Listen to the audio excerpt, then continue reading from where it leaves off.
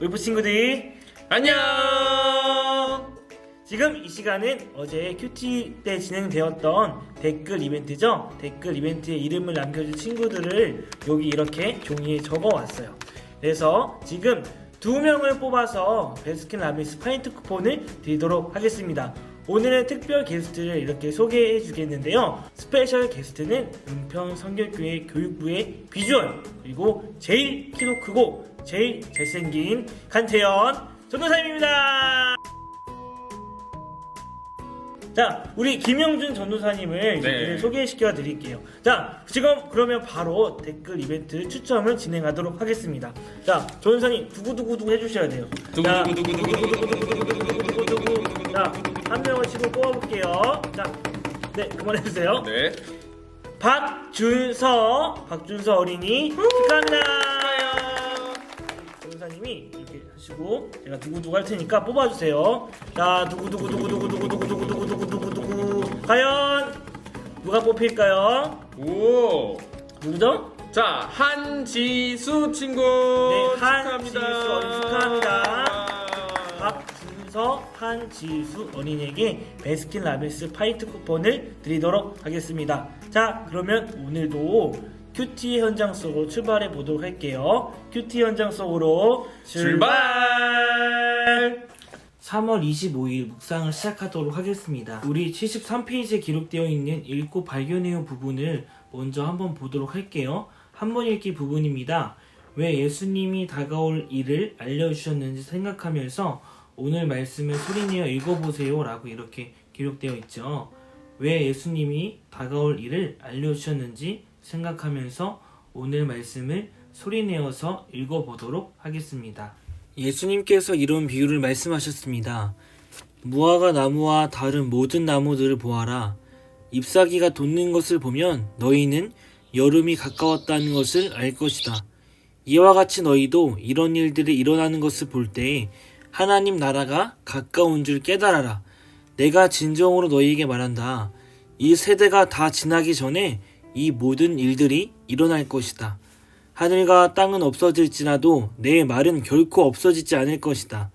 내 마음이 방탕과 술 취함과 삶의 걱정으로 무겁게 눌리지 않도록 하여라. 그 날이 마치 덫처럼 갑자기 내게 올 것이다. 그날은 온 땅 위에 살고 있는 모든 사람에게 다가올 것이다. 일어날 이 모든 일을 피할 힘을 얻고 인자 앞에 서기 위하여 항상 기도하며 깨어 있어라. 두 번 읽기 부분입니다.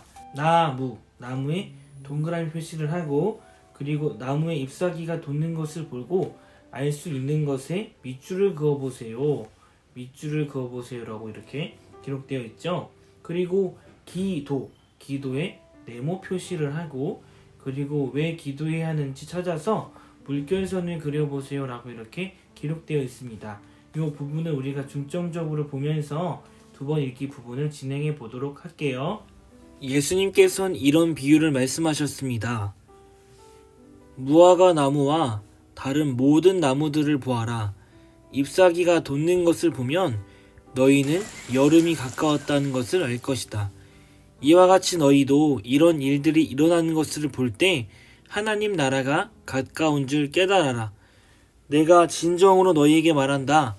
이 세대가 다 지나기 전에 이 모든 일들이 일어날 것이다. 하늘과 땅은 없어질지라도 내 말은 결코 없어지지 않을 것이다. 내 마음이 방탕과 술 취함과 삶의 걱정으로 무겁게 눌리지 않도록 하여라. 그날이 마치 덫처럼 갑자기 내게 올 것이다.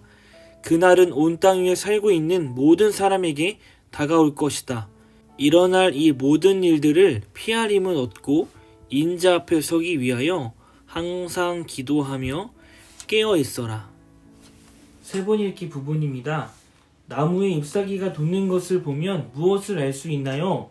라는 질문에 30절을 보면 그 정답을 찾아볼 수가 있죠.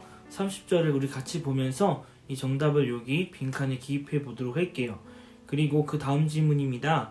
왜 제자들은 항상 기도해야 되나요? 36절을 보면 이 정답을 찾을 수가 있습니다. 이 부분을 우리 같이 한번 다시 형광펜으로 체크해 보면서 여기 빈칸을 한번 채워보도록 할게요. 잎사귀가 돋는 것을 보면 너희는 여름이 가까웠다는 것을 알 것이다. 일어날 이 모든 일들을 피하님을 얻고 인자 앞에 서기 위하여 항상 기도하며 깨어 있어라. 말씀을 이해해요라는 부분입니다. 전도사님이 한번 읽어주고 오늘 말씀을 요약을 해줄게요. 자, 전도사님이 읽어주도록 할게요. 우리 친구들은 눈으로 요 밑에 있는 부분을 같이 따라서 읽어주시면 됩니다. 농부는 나무에 새 잎이 돋는 것을 보고 여름이 다가온다는 것을 압니다. 예수님은 군대가 예루살렘을 포위하면 예루살렘이 멸망하는 날이 가까이 왔다는 것을 알 수 있다고 하셨습니다.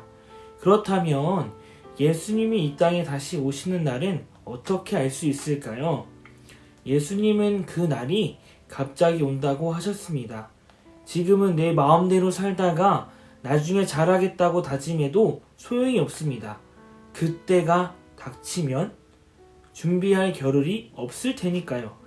그러니 우리는 예수님이 언제 오시더라도 부끄럽지 않도록 항상 말씀과 기도를 가까이 하며 살아야 합니다. 오늘 본문 30절 말씀에서 예수님께서 무화과 나무와 다른 나무를 보면서 그 잎사귀가 돋는 것을 볼 때에 여름이 온 것을 알 수 있다고 예수님께서 말씀해 주셨습니다. 어떤 일이 이루어지기 전에, 어떤 일이 일어나기 전에 반드시 징조라는 것이 있습니다. 비구름이 몰려오면 비가 옵니다.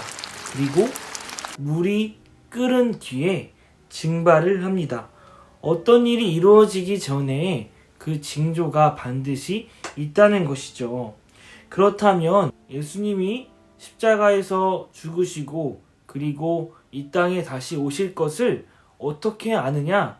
그것도 징조가 있다고 말씀해 주셨습니다. 누가복음 21장 8절 이하의 말씀에 이 부분이 기록되어 있습니다.